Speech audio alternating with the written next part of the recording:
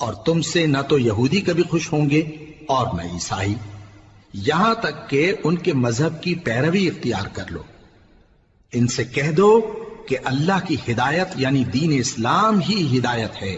اور اے پیغمبر اگر تم اپنے پاس علم یعنی وحی الہی کے آ جانے پر بھی ان کی خواہشوں پر چلو گے تو تم کو اللہ کی پکڑ سے بچانے والا نہ کوئی دوست ہوگا نہ کوئی مددگار۔ جن لوگوں کو ہم نے کتاب عنایت کی ہے وہ اس کو ایسا پڑھتے ہیں جیسا اس کے پڑھنے کا حق ہے، یہی لوگ اس پر ایمان رکھتے ہیں، اور جو اس کو نہیں مانتے وہی خسارہ پانے والے ہیں۔ اے بنی اسرائیل، میرے وہ احسان یاد کرو جو میں نے تم پر کیے، اور یہ کہ میں نے تم کو اہل عالم پر فضیلت بخشی، اور اس دن سے ڈرو جب کوئی شخص کسی شخص کے کچھ کام نہ آئے اور نہ اس سے بدلہ قبول کیا جائے اور نہ اس کو کسی کی سفارش کچھ فائدہ دے اور نہ لوگوں کو کسی اور طرح کی مدد مل سکے۔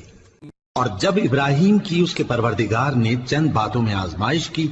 تو وہ ان میں پورے اترے۔ فرمایا کہ میں تم کو لوگوں کا پیشوا بناؤں گا۔ انہوں نے کہا کہ پروردگار میری اولاد میں سے بھی پیشوا بنائیو۔ فرمایا کہ میرا قول و قرار ظالموں کے لیے نہیں ہوا کرتا۔ اور جب ہم نے خانہ کعبہ کو لوگوں کے لیے جمع ہونے اور امن پانے کی جگہ مقرر کیا اور حکم دیا کہ جس مقام پر ابراہیم کھڑے ہوتے تھے اس کو نماز کی جگہ بنا لو، اور ابراہیم اور اسماعیل کو حکم بھیجا کہ طواف کرنے والوں اور اعتکاف کرنے والوں اور رکوع کرنے والوں اور سجدہ کرنے والوں کے لیے میرے گھر کو پاک صاف رکھا کرو۔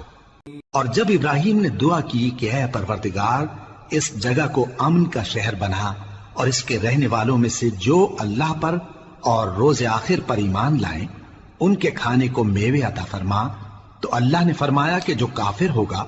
میں اس کو بھی کچھ مدت تک سامان زندگی دوں گا، مگر پھر اس کو عذاب دوزخ کے بھگتنے کے لیے مجبور کر دوں گا، اور وہ بری جگہ ہے۔